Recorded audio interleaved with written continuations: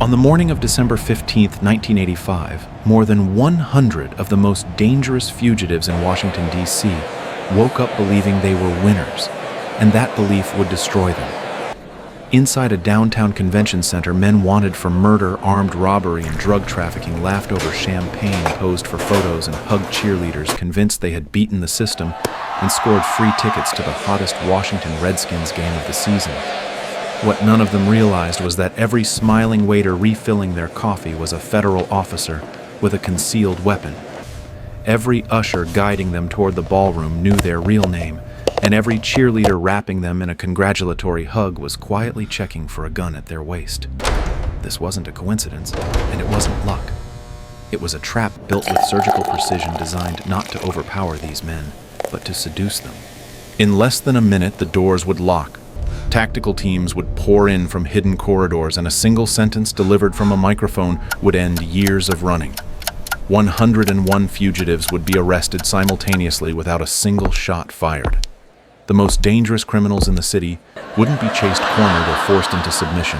They would walk calmly into their own capture, smiling and grateful for the invitation. This is not a story about police tactics or brute force. It's a story about human weakness, about how the need to feel chosen, rewarded, and seen can override fear instinct and survival itself. And it's a reminder that the most powerful traps aren't the ones that threaten you. They're the ones that make you feel special. By the mid-1980s, American law enforcement was quietly losing a war. It could no longer afford to fight the same way. Across the United States, more than 250,000 fugitives were actively wanted, and Washington, D.C. had become one of the most dangerous concentrations of them anywhere in the country. These were not petty criminals hiding in alleys. They were murderers, armed robbers, drug dealers, and repeat offenders who had skipped bail or escaped prison, and they were living in plain sight. They rented apartments, dated openly visited friends, and slept with loaded firearms within arm's reach. When someone knocked on their door, they didn't hesitate. They fired first. For the U.S. Marshals Service, every arrest warrant felt like a roll of the dice. Traditional fugitive apprehension meant forced entry battering rams, shattered doors, and split-second decisions made in dark hallways. Too often those decisions ended with officers bleeding out on the floor or innocent neighbors caught in the crossfire. Body armor came back punched through. Radios went silent. Funerals became routine. For every fugitive taken into custody, 2 or 3 more warrants landed on a desk already buried in paperwork and grief. District Marshal Herbert Rutherford watched seasoned deputies burn out or quit entirely. He attended too many memorial services. He listened to too many after-action reports that ended the same way: subject armed, shots fired. The math was brutal and unavoidable. If the Marshals continued chasing fugitives one at a time, they would run out of people long before they ran out of criminals. This wasn't policing anymore. It was attrition, slow, bloody, and unsustainable. Inside headquarters, morale collapsed. Veterans swapped horror stories in low voices. Partners shot through doors. Suspects escaping out back windows. Families traumatized by raids that turned violent in seconds. The pressure was relentless. Rutherford understood that force alone was no longer enough. What he needed wasn't a bigger gun, a faster team, or a tougher posture. He needed something far more dangerous and far more elusive. A way to stop fugitives from fighting back at all. A way to end the hunt without another door being kicked in, without another flag folded at a funeral. And that meant confronting an uncomfortable truth. The next breakthrough wouldn't come from strength. It would come from understanding the mind of the people they were chasing. The breakthrough did not come from a task force meeting a federal memo or a new weapon. It came late one night in a diner under fluorescent lights with a muted television flickering in the background. Chief Deputy Toby Rowe sat staring at the screen as highlights from a Washington Redskins game looped again and again. The team was on fire that season. Every home game was sold out. Tickets were unobtainable. In a city cracking under the weight of violence, drugs, and fear, football had become the last shared escape, one place where people still felt proud, united, alive. As Rowe watched fans celebrate in the stands, a dangerous idea took shape. What if the Marshals stopped hunting fugitives like animals? What if instead they gave them a reason to come willingly? The idea sounded reckless, even absurd. Invite wanted criminals to a party.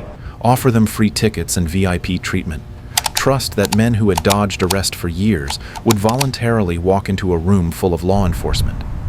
But Rowe wasn't thinking tactically. He was thinking psychologically. Life on the run doesn't just create fear, it creates isolation.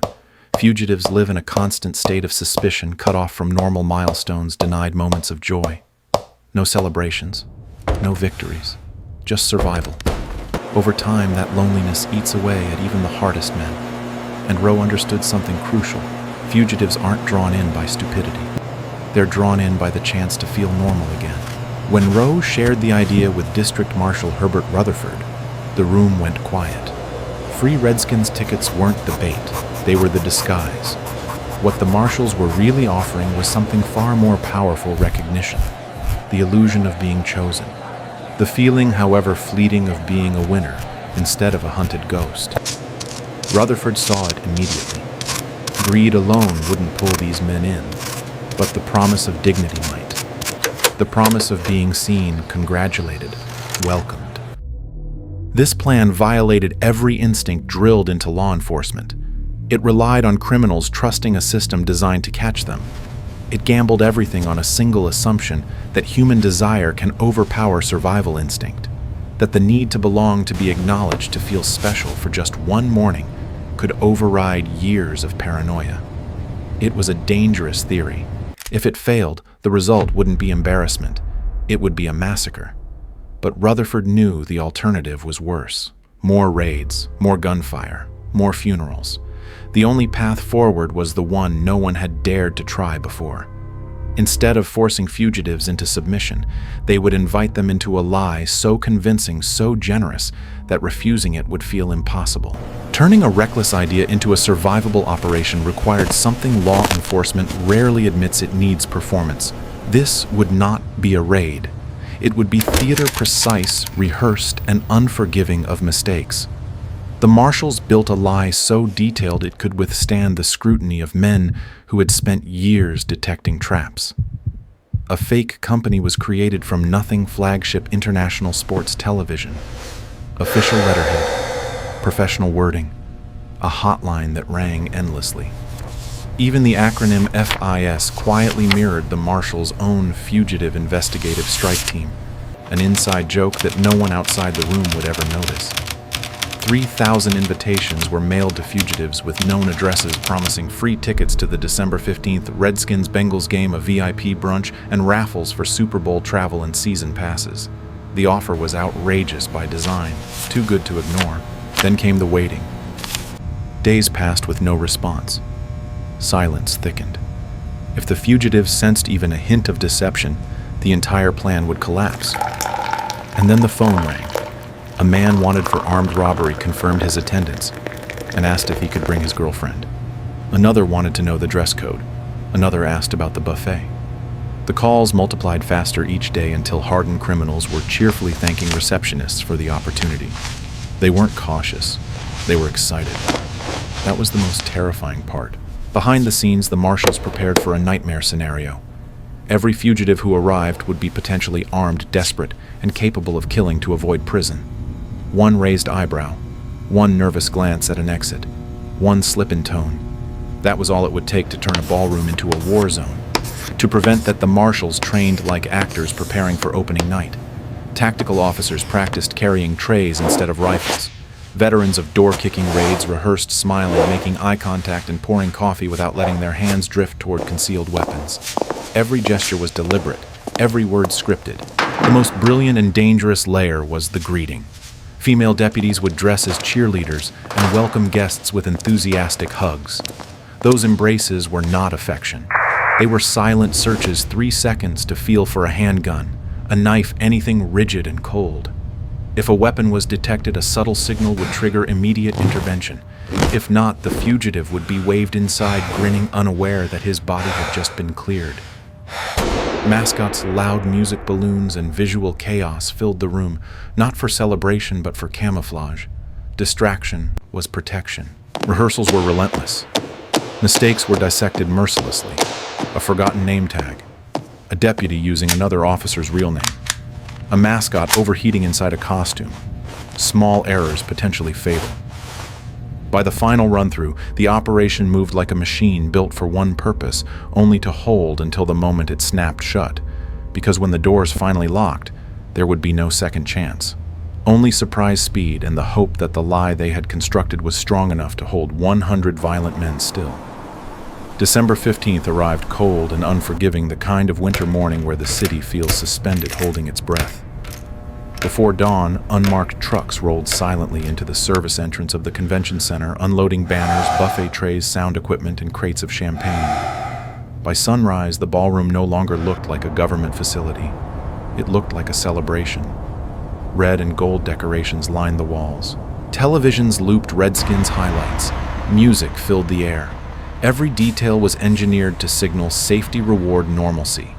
Beneath the surface, however, every inch of the room had been mapped like a battlefield. Exits were marked, sight lines calculated. Tactical teams waited just beyond the walls, weapons loaded, listening for the signal that would change everything. The first fugitive arrived an hour early, smiling, energized, unable to hide his excitement. A cheerleader intercepted him with a congratulatory hug, her arms wrapping tightly enough to feel his waistband, his jacket seams the small of his back. Clean. He was guided inside, tagged welcomed, like a guest of honor. That moment set the tone. Others followed one by one at first, then in clusters. By mid-morning, the room filled with men who had spent years sleeping lightly, flinching at sirens, scanning shadows. Today they laughed, they ate, they clinked glasses. For the first time in a long time, they let their guard down completely. Some recognized each other from old cases or prison yards. They shrugged it off. Today wasn't about the past. Today felt like a win. Near the buffet, Charles Watkins, one of the city's most wanted killers, stood calmly eating a Danish, debating playoff scenarios like any other fan. Around him, armed robbers posed for photos with mascots. Drug traffickers argued about the open bar. The atmosphere was surreal, almost dreamlike. 100 fugitives in a single room, unaware they were surrounded by people who could end their freedom with a word. Behind the smiles, the Marshals were counting seconds. Every undercover officer knew the danger had peaked. The trap was full. The only thing more dangerous than an empty room was a crowded one. When the master of ceremonies stepped onto the stage, his top hat tilted just enough to look playful, the doors began to lock quietly and visibly. Yeah, but the defense they're playing Tactical this year, teams shifted into position. Hands hovered near concealed holsters. No one breathed. Ladies and gentlemen, the MC said, his voice warm, confident, practiced. Glasses lifted, cheers echoed. Then his tone changed, flat, cold, final. You're all under arrest. For a fraction of a second, nothing happened. The words didn't land. Then the side doors exploded open and armed officers flooded the room in perfect formation. Music died mid-note. Smiles vanished. Shock crushed bravado. A few men froze. One tried to run. He was tackled before he took 3 steps. Around the room, hands rose slowly into the air. No one reached for a weapon. Surprise did what years of gunfire never could. It ended the fight before it began. When the shouting stopped, the ballroom fell into an unnatural silence. Champagne glasses lay shattered on the carpet. Plates of half-eaten food were overturned. Red and gold balloons sagged slowly toward the floor, deflating, as if the celebration itself were exhaling for the last time. In less than 4 minutes, it was over. 101 fugitives, men who had spent years evading capture, men who had survived shootouts and raids, were on their knees or face down, wrists, bound, eyes wide with disbelief. Not a single shot had been fired. No one was injured.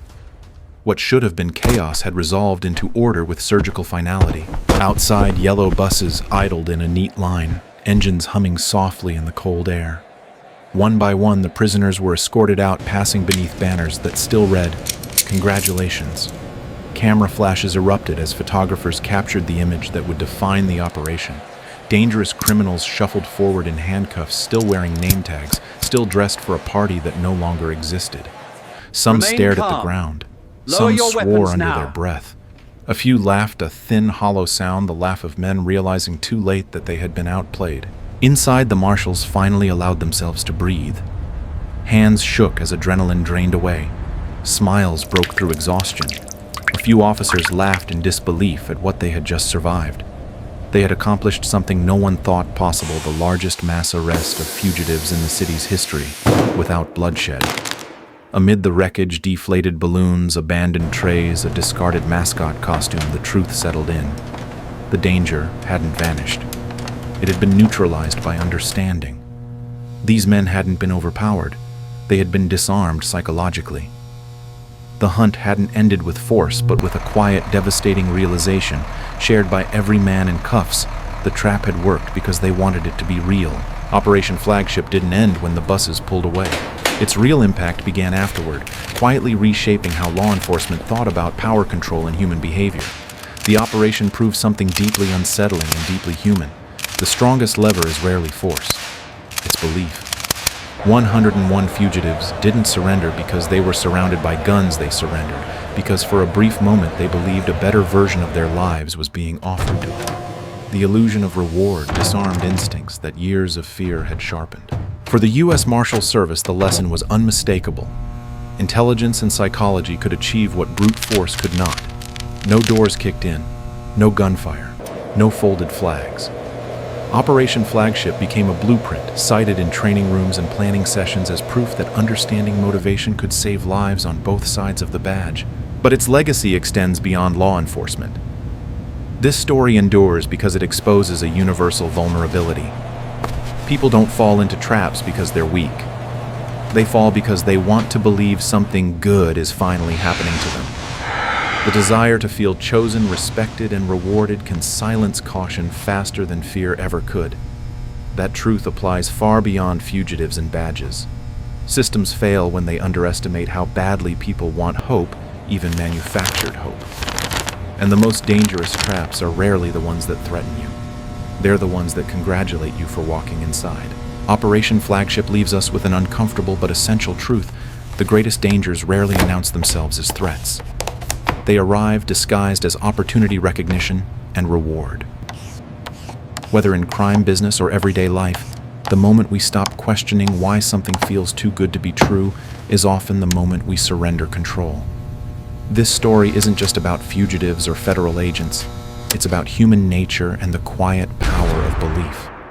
If this investigation made you think, consider supporting the work by tapping like. If you believe stories like this deserve a wider audience, share it. And if you want more deep dive investigations into the psychology behind real-world events, subscribe and stay with us for the next case.